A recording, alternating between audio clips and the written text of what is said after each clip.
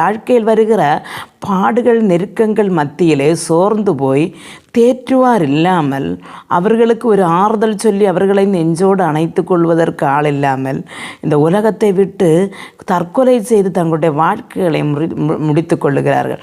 அது பணக்காரராக இருக்கலாம், ஏழையாக இருக்கலாம், எந்த வயசாக உள்ளவர்களாயும் இருக்கலாம்.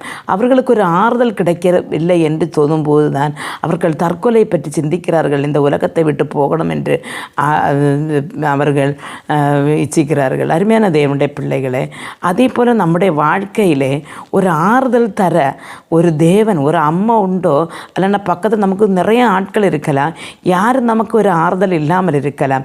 ஆனால் கர்த்தர் நமக்கு ஒரு ஆறுதலாக இருப்பார். இந்த வசனத்தில் கூட அவர் நமக்கு ஒரு ப்ராமிஸ் கொடுக்கிறார்.